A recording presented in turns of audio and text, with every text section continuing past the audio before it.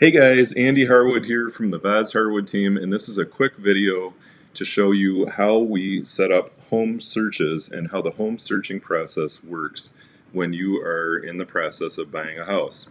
Now you may be asking, why do I need a video on home searches? I've been using Zillow, I know how to look for houses, all that kind of thing. It's totally fine to keep using your app of choice. We have a Keller Williams app that's great. It has some really good neighborhood functionality in it too that's phenomenal. Um, but what I want you to know is that the apps like Zillow and that sort of thing, what they're doing, what they have to do is they have to take all the houses from all the states and all the different systems, all the different MLS systems, and put them together in one interface. And while that's great, it also means that the inventory is not always exactly up to date. The statuses aren't always up to date uh, as much as they need to be when it's really go time and you're looking for houses. When you're casually browsing, doesn't matter. But when you're actually looking for houses, what we need is a list of the active inventory in our market here in the Twin Cities that has your criteria on it that are actually active and available for sale for you to buy. And so the way this process works is we'll talk about what your criteria are either when we do a buyer consultation or after that. Maybe you've talked to a lender at this point after we talk in a buyer consultation, and so you know exactly what your pre-approval is for and comfort level on price is for, sweet spot, all that kind of thing. And then we can either do a call or a Zoom or just text about it, whatever is comfortable for you, so that we know what criteria to put in the system.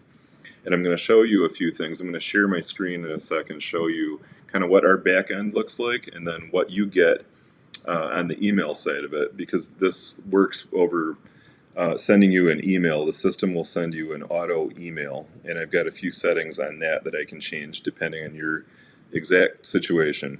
Our goal here is to get you the list of houses that are going to be, well, we're not going to miss anything, okay? We don't want to search too tight so that we miss things, but we also don't want to flood you with 500 houses that you have to wade through and all kinds of properties that don't interest you, because that's a waste of time for you and hard to figure out what houses are good. So I'm going to share my screen really quick. So this is actually our back end. You're not going to see this, but the reason I'm sharing this with you is because I want you to see the items that we have available to set for in terms of criteria. So the first thing that I'm going to check is coming soon and active properties, so that active properties are obviously active on the market. Coming soon properties are not active. We cannot show them to you yet, but they're going to be active at a certain point, and we can see the date in there when they'll be active, and we can focus showing.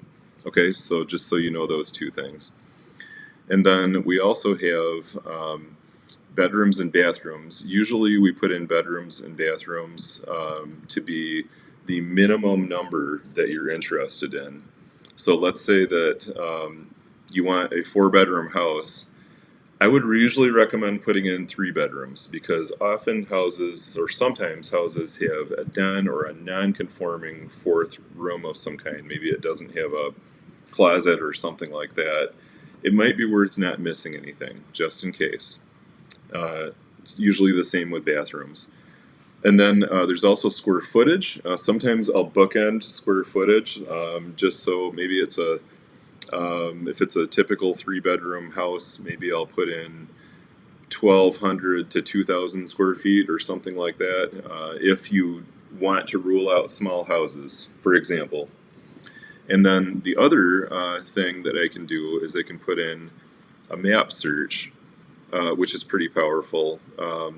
And on map searches, often we do it this way, where what I want you to know is I can draw rectangles, I can draw polygons. So we can go very granular. We can go almost block by block if we want to. If we want to put a search with nice east-west, north-south boundaries, we can do that. Or if we want to, kind of go up to the river, for example, but not over, or not over 35W, or whatever kind of things like that. We can also just draw a big old radius too, or multiple ones. But the other thing that I want you to know is that we can search by school districts. We can search by Minneapolis communities like Nokomis or Longfellow, or those sort of things. We can search by Minneapolis and St. Paul particular neighborhoods. I've got an entire list of neighborhoods. So if you just want houses in the Standish neighborhood, for example, then I can do that. Or if you want Standish and Bancroft or whatever, I can put in exactly those neighborhoods. I can also put in counties. Some people, because of whatever situation in life, they have to live in Ramsey County or Dakota County or whatever. We can do that. We can also put in municipalities. Sometimes people give me a list of cities, and I can fire those in there too. So we have a lot of ways that we can adjust this for you. And then I'm going to show you what you get on the user end of this. So you're going to get an email that looks something like this once I set up the search, and we can put in multiple emails so you and your partner or anybody who's a stakeholder in the buying process can get the email. And then when we click on View Properties, we're going to get a portal that looks, well, when it opens, it's going to look more like this. It'll have the properties on one side and the map on the other. And you can look at the properties as tiles like this, like cards, I guess. Or you can look at a list. You can even download a CSV file if you're a spreadsheet kind of person. Very handy. What I do want you to note is that you can star and rule out houses. So you can click the no sign if you just no A on that one, or you can click a star with it on it. We do not get like a ping notification when you star something. So here's, I guess, the next part in the process. What do you do when you have a house that you want to see and want to let us know? Sometimes it's nice if you want to put the stars on the ones you like, and then just let us know, hey, I starred a few of them. Can you go in and take a look, and then maybe set up some showings? And so then we'll go in and take a look at those houses and check for availability and set up a showing or a tour and all of that kind of thing.